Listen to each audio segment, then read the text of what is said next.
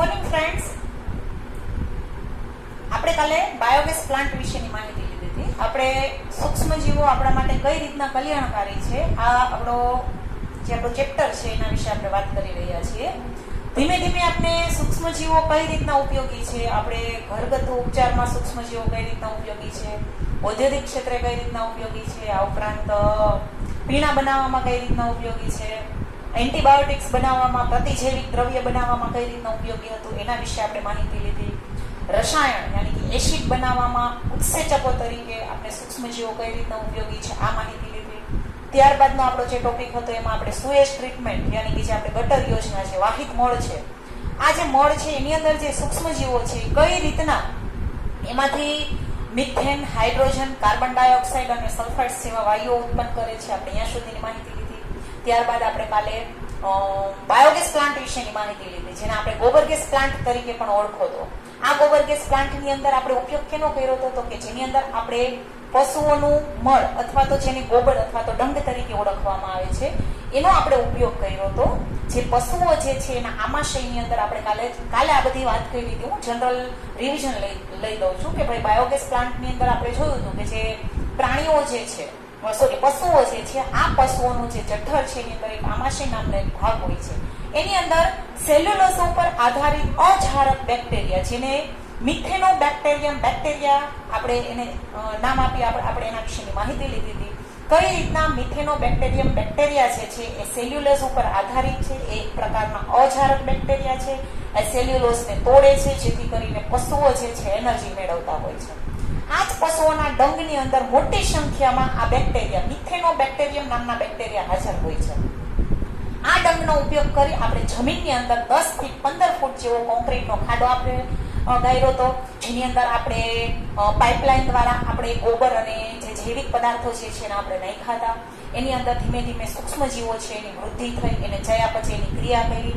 ચયાપચયની ક્રિયા કરશે એટલે મિથેનોજન્સ નામના જે બેક્ટેરિયા છે એ શું કરશે, વૃદ્ધિ અને ચયાપચયની ક્રિયાને અંતે એ 3 પ્રકારના ગેસ જે છે ઉત્પન્ન કરે છે, જેની અંદર મિથેન, હાઇડ્રોજન અને કાર્બન ડાયોક્સાઇડ, આ 3નો સમાવેશ થયો. જેની અંદર આપણે મિથેન જે છે એને મુખ્ય વાયુ બળતણ તરીકે ઉપયોગ કરતા મુખ્ય વાયુ તરીકે આપણે એને ઓળખીએ છીએ. એટલે ગોબરગેસ પ્લાન્ટનો મેઇન આધાર કોણ છે તો કે મિથેન. મિથેન આપણે મેળવો ક્યાંથી તો કે મિથેનોબેક્ટેરિયમ નામના બેક્ટેરિયામાંથી મેળવો કે જે પશુઓના આમાશયની અંદર હાજર હોય છે. એટલે આપણે આ 3 ગેસનો બનાવ્યા હતા આપણે, અને આ 3 ગેસ જે છે એનું આપણે ગેસ હારીને એને કનેક્શન ગોઠવું હતું અને એના દ્વારા આપણે રાંધણ ગેસ પણ ઉત્પન્ન કર્યો હતો અને આપણે કાલે વાત કરી એ પ્રમાણે પ્રકાશ ઉર્જા પણ આપણે ઉત્પન્ન કરી. આપણે અહીંયા સુધી માહિતી લઈ લીધી. ગોબરગેસ પ્લાન્ટની અંદર 2 શોર્ટ નેમ જે છે આપણે કરવાના, કાલે લેક્ચર પૂરો થઈ ગયો તેના હિસાબે આપણે રહી ગયા હતા, જે હું પહેલા તમને આજે કરાવી દઉં છું. જેની અંદર આપણે બાયોગેસ પ્લાન્ટ માટે 2 સંસ્થાઓ કાર્યરત છે. એ બંને સંસ્થાના તમને શોર્ટ નેમ આપેલા છે અને ફૂલ ફોર્મ પણ આપેલા છે. આ બંને સંસ્થાઓ જે છે એ ખાસ કરીને આપણે કીધું હતું ને કે ભાઈ બાયોગેસ પ્લાન્ટ જે છે એ ખાસ કરીને ગામડાઓ, ગ્રામ્ય વિસ્તારની અંદર વધારે જોવા મળે છે. તો આ 2 ઇન્સ્ટિટ્યૂટ જે છે એ ગામડાની અંદર કાર્યરત છે અને બાયોગેસ પ્લાન્ટ મેક્સિમમ યુઝ થાય એના માટેની આ સંસ્થાઓ જે છે બધી વ્યવસ્થાઓ કરી આપે છે. એની અંદર એક સંસ્થાનું નામ છે જેનું નામ આપણે આપેલું છે IARI. આ એક સંસ્થાનું નામ છે અને બીજી સંસ્થાનું નામ છે KVIC. તો બંનેના ફૂલ ફોર્મ લખું છું. IARI, Indian agriculture research institute. Indian agriculture research institute.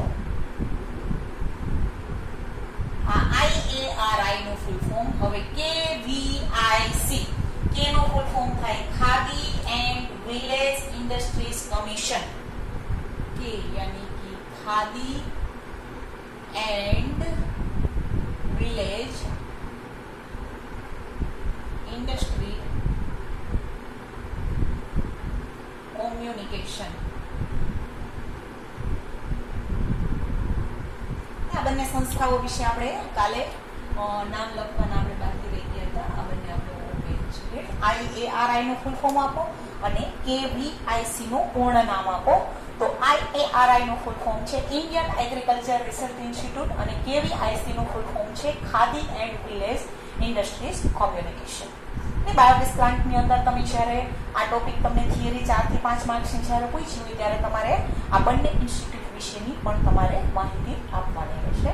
આ બાયોગેસ પ્લાન્ટ આપણે જોઈએ આપણે સૂક્ષ્મજીવો આપણે કેટલી જગ્યાએ કામ આપે છે. સિમ્પલી આપણી જે ઘરે ખાલી આપણે દૂધમાંથી દહીંથી લઈ અને ચાલુ કર્યું હતું છે કે આપણે ઇન્ડસ્ટ્રીયલ લેવલે આપણું રોજિંદી લાઈફમાં આપણે ખબર પણ નથી હોતી કે આ જગ્યાએ સૂક્ષ્મજીવોએ કામ કર્યું છે. હવે આપણે એ બધી માહિતી લઈ લીધી. હવે આજે આપણે સૂક્ષ્મજીવો જૈવિક નિયંત્રકો તરીકે કઈ રીતના કામ કરે છે એના વિશેની માહિતી લેવાની છે. જૈવિક નિયંત્રકો તરીકે સૂક્ષ્મજીવો કઈ રીતના કામ આપે છે આજે આપણે આ ટોપિક ઉપર ડિસ્કશન કરીએ છીએ. તો એના માટે તો આપણે પહેલા જૈવિક નિયંત્રકો એટલે શું એના વિશેની આપણે માહિતી લેવાની છે. તો પહેલા હું તમને સમજાવું જૈવિક નિયંત્રક એટલે શું. સિમ્પલી હું તમને એક વાત કરું. આપણે વાડીની અંદર જ્યારે આપણે કોઈ પણ પાક વાવીએ છીએ, કોઈ પણ ધારો કે તમે આપણે સિમ્પલી હવે અત્યારે સીઝન છે વાવણીની, હું એમ કહું ચાલો તમે મગફળી વાવી છે, થોડા સમય પછી મગફળી ઉગી જશે તો તમે જોશો કે એમાં થોડા સમય પછી શું થશે કે ભાઈ એમાં કંઈક રોગ આવી જશે. ધારો કે વનસ્પતિના રોગમાં હું એમ કહું કે જે માંડવીના પાંદડા છે એમાં નાના નાના કાણા થઈ ગયા છે, એને આપણે વનસ્પતિ રોગ કહેવામાં આવે છે. અને બીજી વસ્તુ છે કીટકોનો ઉપદ્રવ અથવા તો પેસ્ટ. કીટકોનો ઉપદ્રવ વનસ્પતિ તમે જ્યારે ક્યારેય પણ જમીનમાં વાવશો ત્યારે આપણે આ બે વસ્તુ જોવા મળશે. કઈ વસ્તુ? તો કે વનસ્પતિ જન્ય રોગ અને પેસ્ટ અથવા તો કીટક માટે આ બે વસ્તુ તમે કોઈ પણ પાક જ્યારે જમીનમાં વાવશો ત્યારે આપણે જોઈએ છીએ કે આ બે વસ્તુ તમને જોવા મળશે. વનસ્પતિ જન્ય રોગમાં મેં તમને સિમ્પલ કીધું એ પ્રમાણે ક્યારેક પાંદડા છે એની ઉપર તમને ફૂગ જોવા મળશે, ક્યારેક વ્હાઇટ કલરની જોવા મળશે, ક્યારેક બ્લેક કલરની જોવા મળશે, ક્યારેક કીટકોનો ઉપદ્રવ જોવા મળશે. તમે છોડવો કાઢશો તો તમને નાના જીવડાઓ જીવાત જોવા મળશે, ક્યારેક ઈયળો જોવા મળશે. આને પેસ્ટ કહેવામાં આવે છે. તો ખેડૂતો શું કરશે? પાક વાવ્યા પછી ધારો કે એને આવું જોવા મળ્યું એટલે બે વસ્તુ વાપરશે. કઈ વસ્તુ વાપરશે? તો કે એક તો એ કીટકનાશકનો ઉપયોગ કરશે, કીટકનાશક, અને બીજી વસ્તુ કેનો ઉપયોગ કરશે? પેસ્ટિસાઇડ્સ.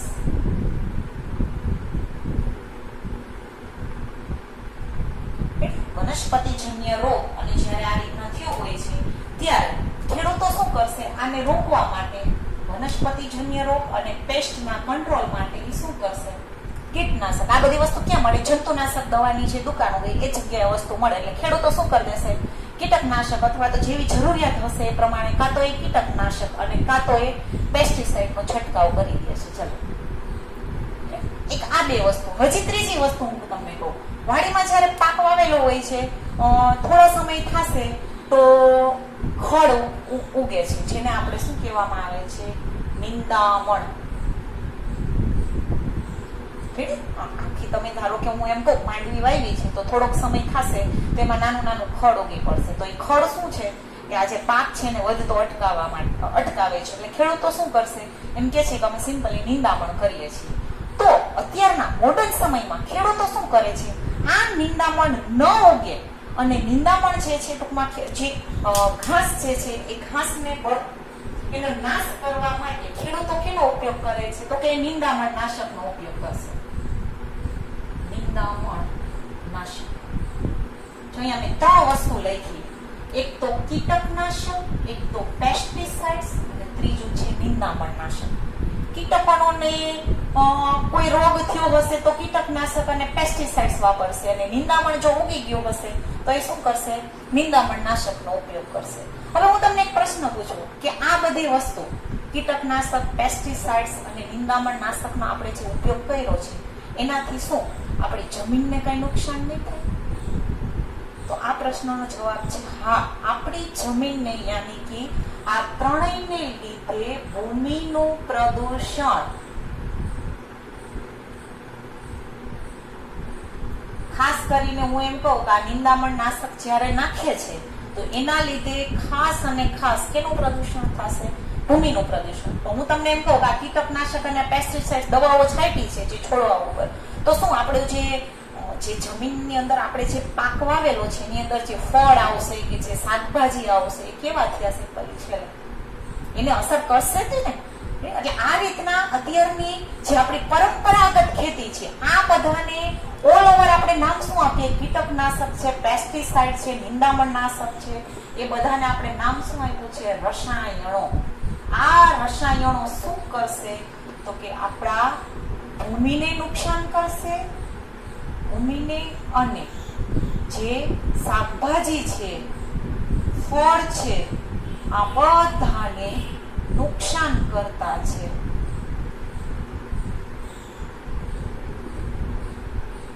તો આની જગ્યાએ આપણે અહીંયા ઉપયોગ કેનો કરવાનો છે, જૈવિક નિયંત્રકોનો ઉપયોગ કરવાનો છે.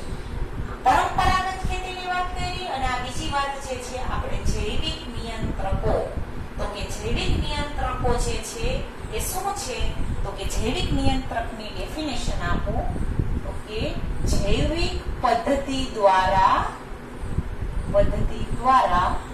વનસ્પતિ રોગ અને પેસ્ટનું નિયંત્રણ કરવા માટે વપરાતી પદ્ધતિ. આપણી ડેફિનેશન થઈ કેની, જૈવિક નિયંત્રકની. તો કે જૈવિક પદ્ધતિ દ્વારા વનસ્પતિ રોગ અને પેસ્ટનું નિયંત્રણ કરવા માટે આપણે જે પદ્ધતિનો ઉપયોગ કરીએ છીએ એ પદ્ધતિને જૈવિક નિયંત્રકો. જૈવિક વર્ડ આવ્યો છે એનો અર્થ શું થયું, બાયો, યાની કે અહીંયા આપણે સૂક્ષ્મ જીવોનો ઉપયોગ કરવાનો છે. કારણ કે આપણે અહીંયા ચેપ્ટરનું નામ જ છે કે સૂક્ષ્મ જીવો આપણા માટે કઈ રીતના કલ્યાણકારી છે. અહીંયા આપણે જૈવિક યાની કે બાયો યાની કે જીવંત વસ્તુનો ઉપયોગ કરવાનો છે. અહીંયા આપણે રસાયણનો ઉપયોગ કર્યો હતો. રેડી, આ જે રસાયણ છે આપને ખબર છે આપણે ભૂમિનું પ્રદૂષણ નોતરે છે અને આપણે જે શાકભાજી જે ફ્રૂટ છે જે પાક આપણે લઈએ છીએ પાક જ્યારે આપણે આપણા શરીરની અંદર નાખશું તો એ બધા માટે નુકસાનકારક થવાનું છે. એટલે આપણે અહીંયા જૈવિક પદ્ધતિ, જૈવિક નિયંત્રક શું કરે છે તો કે જૈવિક નિયંત્રકની અંદર આપણે જૈવિક પદ્ધતિનો ઉપયોગ કરવાનો છે. આ પદ્ધતિનો આપણે ઉપયોગ કરી અને વનસ્પતિ રોગ અને પેસ્ટ જે છે એનું આપણે નિયંત્રણ કરવાનું છે. ટૂંકમાં સાવ સાદી ભાષામાં હું તમને કહું તો આપણે ઓર્ગેનિક ખેતી કરવાની છે. કોઈ પણ પ્રકારનું રસાયણ આપણે કીટકનાશક નથી વાપરવાનું, આપણે પેસ્ટિસાઇડ્સ નથી વાપરવાનું, આપણે નિંદામણનાશક કંઈ વાપરવાનું નથી. આપણે વાપરવાનું શું શું આપણે ઓર્ગેનિક ખેતી કરવાની છે. રસાયણ નથી વાપરવાના. ઓર્ગેનિક ખેતી એટલે બીજું કાંઈ નહીં કે જેની અંદર આપણે જે જીવંત વસ્તુ યાની કે આપણે જે ડંગ, જે પશુઓનું મળ છે એનો ખાસ ઉપયોગ કરવામાં આવે છે. આ ઉપરાંત જે વનસ્પતિઓ છે, પ્રાણીઓ છે, એની જે ડેડ બોડીઝ જે છે એની અંદર જે ફૂગ જે છે, રેડી, આમ તમે કહો તો એ ફૂગ છે, યીસ્ટ છે, એ બધા સૂક્ષ્મ જીવો થયા ઓલ ઓવર હરીફરી. હું તમને એમ કહું કે ભાઈ આપણે ડંગનો ઉપયોગ કર્યો, ચલો પશુઓનું મળ છે એનો આપણે ઉપયોગ કરીએ છીએ, તો પશુઓના મળનો ઉપયોગ કર્યો એનો ઓલ ઓવર છેલ્લે અર્થ શું થશે તો કે પશુઓના મળની અંદર એકચ્યુઅલી છેલ્લે હોય છે શું, ડંગમાં શું હોય છે. તો આપણે આગળના ટોપિકની અંદર જ ડિસ્કશન કર્યું હતું કે એની અંદર મિથેનોજેન્સ નામના બેક્ટેરિયા હોય છે. બેક્ટેરિયા હાજર હોય છે જે અલગ અલગ પ્રકારના ગેસ બનાવે છે. આપણે આગળ પણ જોઈ લીધું છે. તો ડંગનો ઉપયોગ કરવો એનો અર્થ એમ થયો કે આપણે ઓર્ગેનિક ખેતીની અંદર આપણે ખાસ કરીને ડંગનો વધારે ઉપયોગ કરીએ. આમ તો તમે મીઠી કપાસનું નામે સાંભળ્યું હશે. અમુક આપણે ભૃંગ કીટકોનો ઉપયોગ કરવાનો છે. આ બધા વિશે આપણે હમણાં ધીમે ધીમે આગળ માહિતી લેતા જઈએ છીએ. એટલે જૈવિક નિયંત્રકની અંદર આપણે કાંઈ નહીં, જૈવિક ખાતર યાની કે ઓર્ગેનિક ખેતી કરવાની છે. શા માટે? કારણ કે આ કીટકનાશક છે, પેસ્ટિસાઇડ છે, આ બધું શું કરે છે, આ બધું આપણા શરીર માટે અને આપણી ભૂમિ માટે આ બધું નુકસાનકારક છે. એટલે આપણે આ બધી વસ્તુનો ઉપયોગ આપણે શું કરવાનો છે, ટાળવાનો છે. આ બધી વસ્તુ આપણે વાપરવાની નથી. રેડી? એટલે હવે આપણે જૈવિક નિયંત્રકો એટલે શું એ વસ્તુ તમને સમજાઈ ગઈ? યસ ઓર નો? હવે આપણે આ જૈવિક નિયંત્રકો છે એ કઈ રીતના આ બધી વસ્તુ અટકાવવા માટે ઉપયોગી છે એ વસ્તુ આપણે સમજાવીએ. ચલો આપણે ઉપદ્રવી જંતુઓ અને જૈવિક નિયંત્રણ સમજાવીએ. ઉપદ્રવી જંતુઓ અને જૈવિક નિયંત્રકો. કઈ રીતના રોકશે, હવે આપણે આ સમજવાનું છે. આ બધું આપણે ઉપયોગી કઈ રીતના છે, ઉપદ્રવી જંતુઓ છે એનો આપણે નિકાલ કઈ રીતના કરવાનો છે, કઈ રીતના આપણે જૈવિક નિયંત્રકોનો ઉપયોગ કરશે, આપણે હવે એની માહિતી લઈએ. તો મેં કીધું એ પ્રમાણે આપણે રસાયણનો ઉપયોગ કરીએ છીએ જે આપણા માટે નુકસાનકારક છે. આપણે અહીંયા રસાયણ વાપરવાના નથી. આપણે અહીંયા શું કરવાનું છે? ઓર્ગેનિક ખેતી કરવાની છે.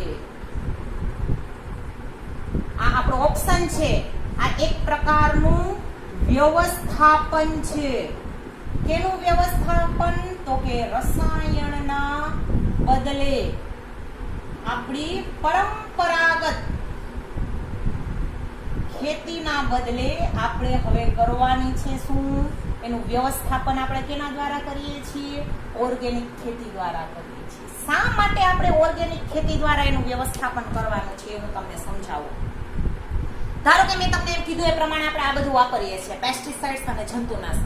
તો એનાથી નુકસાન શું થશે? તો કે જ્યારે તમે પેસ્ટિસાઇડ્સ અને જ્યારે આ રીતના કીટકનાશકનો તમે જ્યારે ઉપયોગ કરો છો ત્યારે જમીનની અંદર રહેલા જીવાત જે છે યાની કે સૂક્ષ્મ જીવ જે છે મરી જવાના છે. આપને ખબર જ છે કે સૂક્ષ્મ જીવો આપણા માટે ઘણી વખત નુકસાનકારક પણ હોય છે. ધારો કે અમુક સૂક્ષ્મ જીવો છે એ વનસ્પતિના રોગ કરશે અને અમુક સૂક્ષ્મ જીવો એવા પણ છે કે વનસ્પતિ માટે ફાયદાકારક હોય છે. જેમ આપણે કે મનુષ્ય માટે વાત કરી, હું એમ કહું સાલ્મોનેલા ટાઇફી નામનો બેક્ટેરિયા છે એ આપણા માટે નુકસાનકારક હતો, એને આપણે ટાઇફોઇડ કર્યો હતો. તો અમુક બેક્ટેરિયા એવા પણ છે, ધારો કે લેક્ટોબેસિલસ નામનો બેક્ટેરિયા છે એ મનુષ્ય માટે પાછો ફાયદાકારક થયો છે. એટલે એ જ રીતના વનસ્પતિ માટે પણ સેમ વે જ થવાનું છે. હવે અહીંયા આપણે પેસ્ટિસાઇડ્સ અને જ્યારે આપણે કીટકનાશકનો ઉપયોગ કરીએ છીએ ત્યારે જે નુકસાનકારક સૂક્ષ્મજીવો તો મરી જ જશે, પણ હારે હારે અમુક આપણા શરીર માટે જે વનસ્પતિ માટે જે ફાયદાકારક સૂક્ષ્મજીવ જે છે એ પણ મરી જાય છે. એટલા માટે આપણે અહીંયા વ્યવસ્થાપન તરીકે ઓર્ગેનિક ખેતીનો ઉપયોગ કરવાની આપને સલાહ આપે છે. ધારો કે હું તમને એક સિમ્પલ ઉદાહરણ આપું. ધારો કે આપણું નિવસન તંત્ર છે એની અંદર આપણે ખબર જ છે, તમે પહેલા પણ આગળ પણ આ બધી વસ્તુ ભણી ગયા છે કે આપણા નિવસન તંત્રની અંદર એક આહાર શૃંખલા હોય છે. આ આહાર શૃંખલા તમે 8, 9, 10 ની અંદર આગળ ભણી ગયા છો. આ આહાર શૃંખલા પ્રમાણે સૃષ્ટિના બધા જ જીવો છે, સૃષ્ટિના બધા જ જીવો એકબીજા પર ખોરાક માટે આધારિત છે.